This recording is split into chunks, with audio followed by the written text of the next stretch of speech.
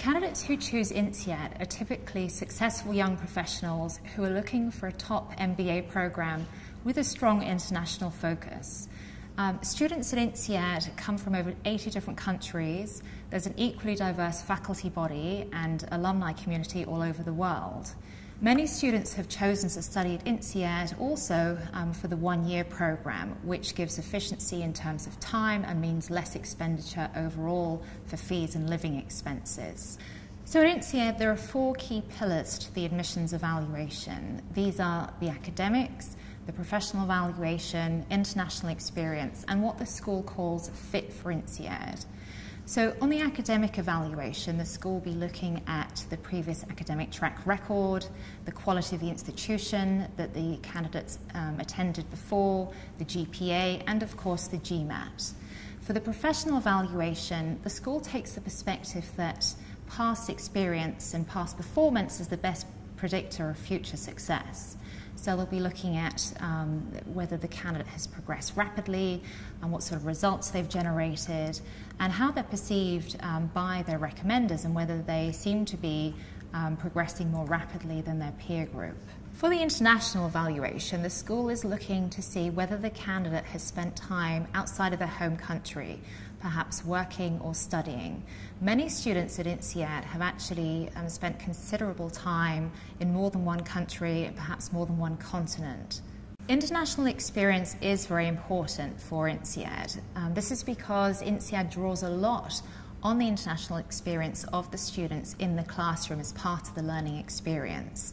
So there really is an expectation that candidates would have already have some international experience by the time they join the program. This is not always the case, so there may be some exceptions where some students have none or very little international experience, and those are normally candidates from emerging markets who may not have had the opportunity to study or work abroad thus far, but they have managed in their application to make a compelling case for their motivation to study INSEAD and be part of a very international community, and also convince the school of the relevance of that community to their future career.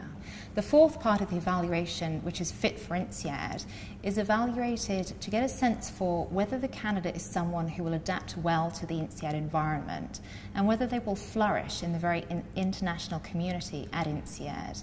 The school will be looking at interpersonal skills, team working skills, leadership skills to get a sense for whether the candidate will work well in the team environment, as a lot of the work at INSEAD is team-based. They'll also be looking at the extracurricular track record of the candidate, as this is seen as a signal for whether the candidate is more likely to get involved in student life outside of the classroom and be an active member of the student community, both as a student during their time at INSEAD and then later on as part of the alumni community.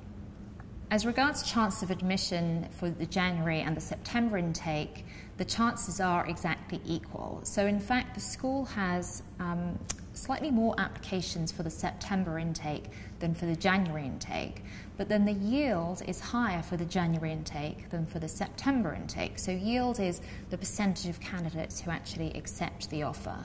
So this means that the offer rate overall is absolutely equal for both of the intakes. Candidates sometimes wonder if they have a better chance of admission for the Fontainebleau campus or for the Singapore campus. In fact, the admissions decision is taken entirely blind of campus choice.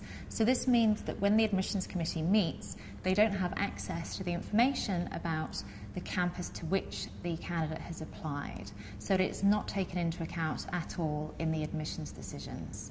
At some US schools, the advice is avoid the final round when you're applying.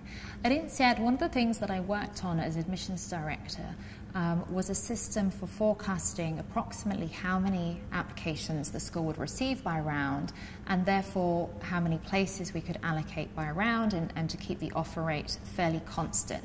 My aim as admissions director was not to be in a position where I would be admitting people in round 1 who would be rejected in the final round, or rejecting people in the final round who would have been admitted if they'd applied in round 1. The aim was really to make sure that we accepted the best of the pool for the whole intake. And so in fact, that system continues, and the school really seeks to make sure that the level of competition is maintained across the rounds. So candidates should really apply when they feel ready and when they're well prepared, and avoid submitting a rushed application for an earlier round if they would submit a better application later on. A consideration, however, is that if you apply in round 3, there is less financial aid available.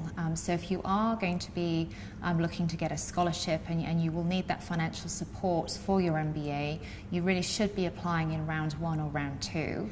However, I would advise candidates who want to make a big career change to perhaps consider the January intake, as this does mean that you have the internship opportunity in the summer. The September intake does not offer an internship opportunity, and the internship can be a great tool for trying out a new career and potentially getting a job offer at the end of it.